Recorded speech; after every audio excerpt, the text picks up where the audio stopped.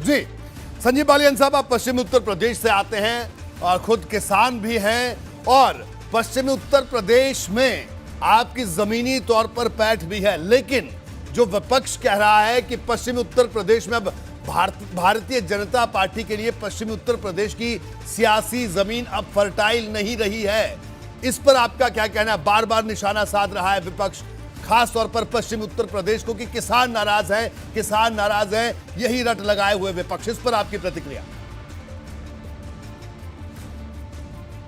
मैं तो यही प्रतिक्रिया दूंगा कि 3 महीने की बात है, ज़्यादा समय तो बचा नहीं, फरवरी में चुनाव है, विपक्ष भी यही है, हम भी यही हैं, आमने सामने होंगे। और मैं दावे के साथ कहता हूं कि पूरे उत्तर प्रदेश छोड़िए, पश्चिम उत्तर प्रदेश में भारी बहुमत के साथ भारतीय जनता पार्टी जीतेगी। पिछली बार भी भारी बहुमत के साथ थे हम, 14 का चुनाव हो, 17 का चुनाव हो, 19 का चुनाव हो, और जो आने वाला 22 का चुनाव भी है, वो भी हम जब जनता के बीच में जाएंगे, जो पश्चिम उत्तर प्रदेश में सार्वजनिक काम हुए हैं, सड़कें, बिजली, पानी, या आप कह दीजिए जो कानून व्यवस्था बेहतर हुई है, हम उन मुद्दों को लेकर जनता के बीच में जाएंगे। हम जनता को बताएंगे कि 2012 से 17 का दौर कैसा था और 17 से 22 का दौर।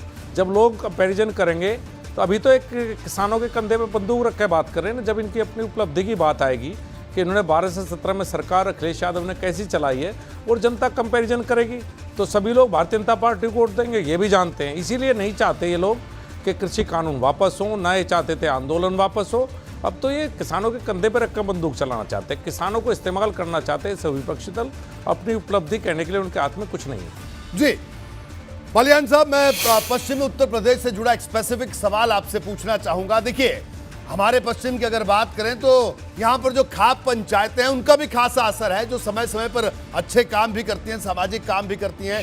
ये भी कहा जा रहा है कि बड़ी सारी खाप पंचायतें जो हैं वो भी नाराज हैं भारतीय जनता पार्टी से, और वो उनका मानना यह है कि किसानों के साथ गलत हुआ। इस पर क्या कहना है आपका? देखिए, हमारे क्षेत्र में खापों का बड़ा सम्मान है जी। वो कोई भी व्यक्ति हो, मैं भी बड़ा सम्मान करता हूँ, और ज़्यादातर हमारे यहाँ सामाजिक फैसलों में खापों की हमेशा से भूमिका रही है और अच्छी भूमिका रही है। बहुत से बार ऐसा हुआ दहेज के खिलाफ हो, या और बहुत से ऐसे सामाजिक हैं जिनमें खापों का हमेशा फैसले महत्वपूर्ण रहे हैं। आज भी आपसे विवाद में खाप पंचायतें बैठती हैं, हमारे फैसले करते हैं, और ज़्यादातर खाप पंचायतें चुनाव में कभी निष्पक्ष भूमिका में रहती हैं, कभी किसी के साथ मोटे तौर पे नहीं जाती। और इस बार भी ऐसा ही रहेगा। किसान आंदोलन था तो खाप पंचायतें किसान आंदोलन के समर्थन में थी, इसमें कहीं कोई दो राय नहीं। लेकिन जब चुनाव आएगा तो मुझे नहीं लगता कि खाप पंचायतें कहीं से भी भारतीय जनता पार्टी का विरोध करेंगी और इनका समर्थन करेंगी। अगर ये ऐसा समझते हैं तो इनकी भूल है। खाप पंचायतें सामाजिक हमारी उसमें है, राजनीतिक भूमिका में खाप पंचायतें ना पहले कभी थी ना आज हैं, उनका सम्मान है, वो अच्छे काम करते हैं। कभी कोई सामाजिक मुद्दा होगा खाप पंचायतें फिर आएंगी। लेकिन अगर विपक्ष सोचता है कि खाप पंचायतों के सहारे आप पार पा जाएंगे, तो मुझे लगता है कि मेरे जितने भी खाप चौधरी हैं वो इनकी उम्मीद पूरी नहीं करेंगे।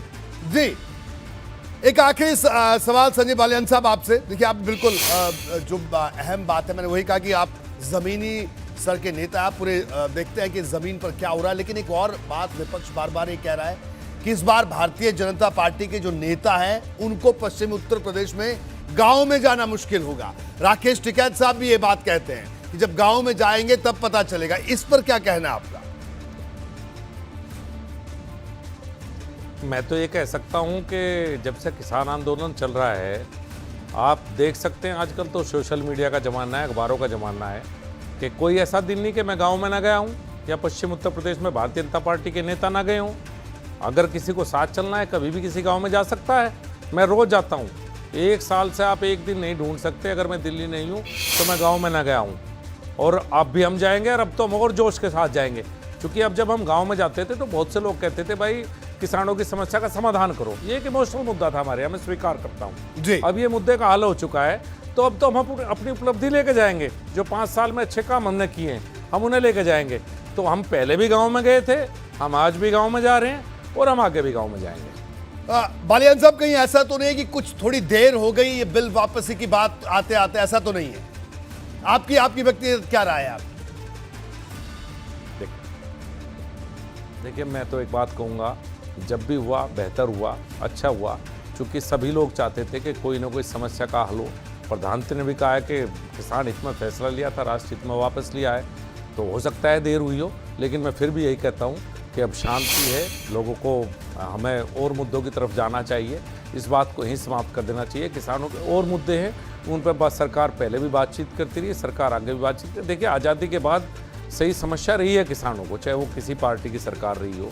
आज़ादी के बाद भी बहुत से ऐसे इश्यूज़ हैं जो रियल इश्यूज़ हैं, आप कह सकते हैं, जिन पर काम करने की आवश्यकता है, और किसान संगठनों को साथ लेकर आगे भी उन पर काम करेंगे। किसान नेताओं से विचार विमर्श होगा, सरकारें पहले भी करती रही, आगे भी हम बातचीत करेंगे, और किसान की बेहतरी के लिए कुछ भी हो सकता है। तो मैं तो चाहूँगा कि निश्चित रूप से हो, इस आंदोलन के माध्यम से भी किसान को कुछ बेहतर मिले। मैं तो उस लोगों में से हूँ जो चाहता हूँ कि किसान की समस्या हो हल।